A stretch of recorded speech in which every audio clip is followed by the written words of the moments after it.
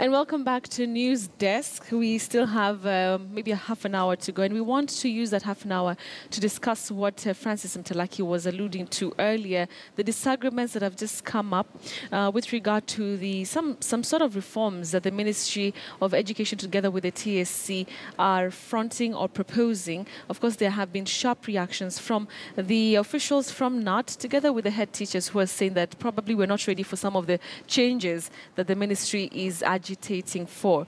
All right, let me introduce my guest.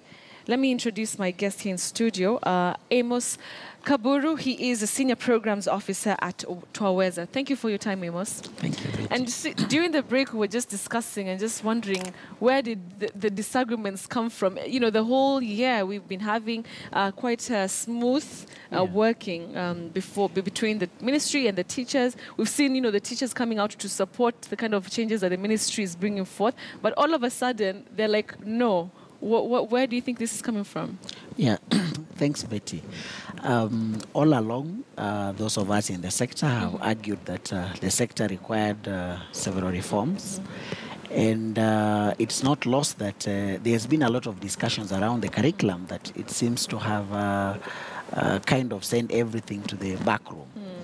But it is true that there are serious issues within the sector that need to be dealt with. However, I object to the way the ministry and the commission are handling these particular reforms. They are well-intentioned, but I think that the implementation of them will throw everything into jeopardy if not handled very, very well. And even the delicate project that we have at hand, which is implementation of the new curriculum, is likely to suffer in the process of when we get lost into chasing after unnecessary things in the way in which we are trying to do them. All right. And we'll get into the exact specifics that the teachers, head teachers are having a problem with.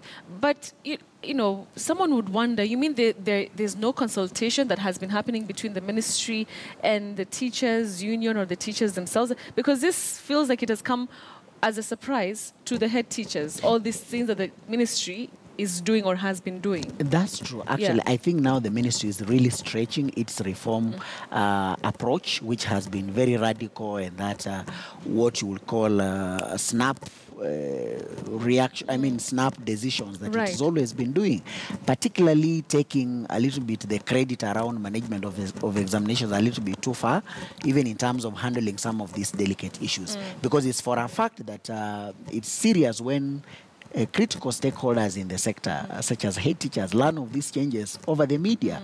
Because what would be so difficult in terms of engaging them, you've got already institutions that are put in place. There is KEPSHA, there is KESHA, there is KNUT, there is KUPED, the Kenya Publishers Association, there is the Kenya Private Schools Association. There are many stakeholders within the sector. There are civil societies that you could a little bit try to engage before making some of these decisions.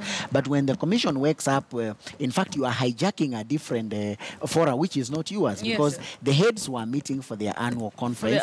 This is not a conference organized by the Teacher Service Commission. So when you are invited to speak and then you use the platform of the curve in another 2 minutes to hit a hard-hitting reform statement, such as delocalization of management of schools, the cabinet secretary you invited to preside over the function of Form 1 selection, and you introduce aspects with the textbooks, I think you completely miss the mark. So I think that the heads have got very, very valid concerns, and I think if the ministry is not very careful in how it's handling these issues, they are likely to plunge the whole sector into serious chaos. Interesting. I want us to now look at the specific issues that the head teachers have with the ministry, and we want to start from the most important one. As Kenyans, we've been waiting for this new curriculum to take effect, but just listening to some of the head teachers, even on the story that we just ran, you know, they're saying actually even we don't know what this thing is all about.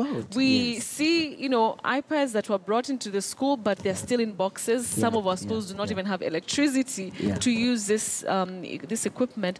But also looking generally at everything, they don't have the information that they need and the training to actualize the new curriculum. Does that shock you? It doesn't shock me. In fact, this comes as a vindication, because I've been asked by people in government, I've been asked by people in the civil society why some of us are too hard on the government. But I think now the jury is out because the people who matter most in the process, who are teachers, are now coming out and telling us that they hardly have any information as regard to this new curriculum. The level of preparedness is a little bit low. And as I've always argued, in any given process, what matters most are those people who do the operational work. It is not about the people at the top who are doing the conceptualization. So the new curriculum success is not hinged on how some of us are able to sit in set of art studios like this one to articulate what is very well known about it, but it's a question of how that teacher who teaches my daughter in 4-year in a kindergarten, who is able to articulate and really understand the nuances, the processes, the practices around the new curriculum. So unless this person has got very well packaged information in a way that this is an early adopter who has agreed with the changes in the mindset and the philosophical change in the new curriculum, then this is what I sat here with you during the national conference and told you that this is the making of the white elephant. So I think it should send serious shockwaves to the government. It should be reason enough for the government to get worried, but all is not lost, because everything is all about consultation and about talking. So if the ministry has got good intentions, it should really focus on what is the project at hand, because I think it's getting too much overwhelmed by a lot of unnecessary things, a lot of these other things, because if you fix the new curriculum, many of these issues we're talking about will just fall in place by themselves. But now rushing into telling us a lot of irrelevancies, how you need heads to have degrees for them to manage, how you need masters, how you need to move them on. I mean, all these things are completely irrelevant. They are off the mark. It is quite pedestrian to bring up some of these arguments when you have got a very, very serious and delicate project that we're just supposed to start executing coming in January. Interesting. All right, so now moving forward, because I mean, January is just, a few days away. Are we likely to see the ministry take into consideration some of the concerns that, the head teachers have, brought to the fore, but also considering that the fact that, the Minister of Education has had, some liking, actually not some, quite a lot of liking from the public, because they seem to be really working round the clock. So how will the ministry be able to balance that, deliver the promise that they made to Kenyans about implementing this new curriculum, but also, being alive to the fact that the people who are supposed to be at the center of it all are not prepared? Thanks, Betty. If you look at any history, you realize that building an empire takes a lot of time and a lot of effort and a lot of resources. But you can crumble the same empire within a short time. It's very easy. I mean, it's very difficult to build up a reputation that can easily be brought down.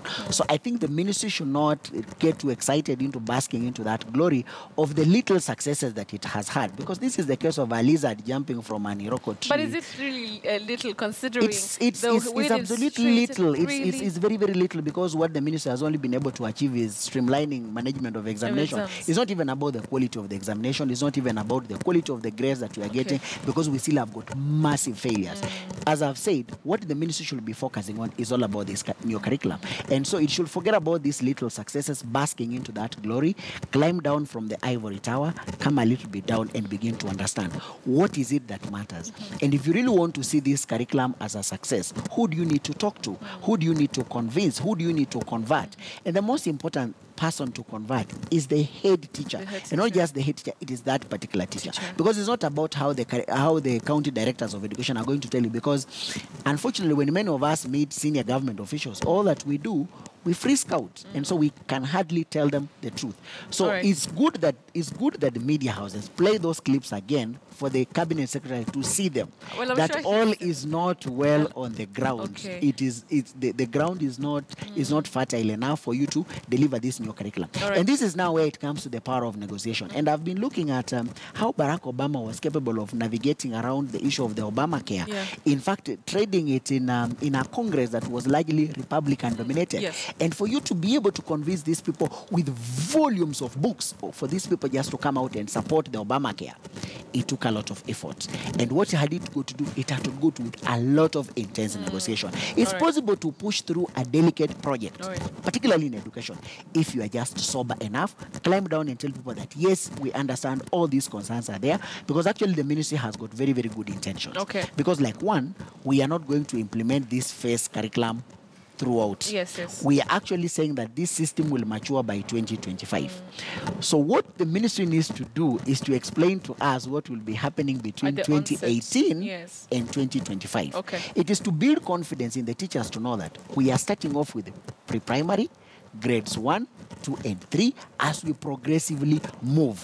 And so we are going to have lots of lessons to learn from it. We are going to do a lot so that welcome on board. This is not the end. We are going to learn on this thing together. But if it just fails and all that people hear is that we will be implementing from January. Whatever comes, we will send you 6 textbooks. How do you send 6 textbooks? People even don't know how you're going to prepare those books. This is a sector that has got a lot of interest. You've got massive people who have a lot of interest, including publishers, including booksellers, including everyone. We just can't come up one day and have all these sweeping statements. All right. I mean. All right, Kaburu, I want to hear your, in just 30 seconds, we have to wrap up. Yeah. If the ministry is able to streamline everything, the approval rating for the head teachers with regard to the new curriculum, is it enough to actually make this a success? Because they can work on the other hand, and then the teachers really do not have an approval rating, a high approval rating for this particular project. It is not enough, and that's why you require a ministry that is very, very honest and willing to learn on the process. But if you take this attitude of we know everything, we are coming to prescribe, then definitely this is a failed project. So the ministry should just be humble enough to tell people that, hey guys, this is a consultative process. There is no magic involved. We are trying to look at what can we do to fix, and we are willing to learn, change in the process. That is what it calls for, what Paulo Freire calls a reflective practice. And if we have such an approach, this curriculum is the breakthrough for what Kenyans have been waiting for all along. So it's all about the project manager, if it's the CS or whatever team is put together, just to be humble enough and learn together and move with everybody on the process. Because the greatest challenge to a chain is not about its strong link. It's about the weakest link. So you have to identify the weak link, support so that everyone is on board. This bus is not about who goes fast. It's a question of making sure that at the end, we carried everybody along. Everybody is carried along. Thank you very much, Amos Kaburu. Very important and critical insights he's given us. He's the Senior Programs Officer at Twaweza. Thank you for your time. Let's see what's going to happen. We wish them well, and we'll always be there to support the ministry. Yes. Interesting. All right, so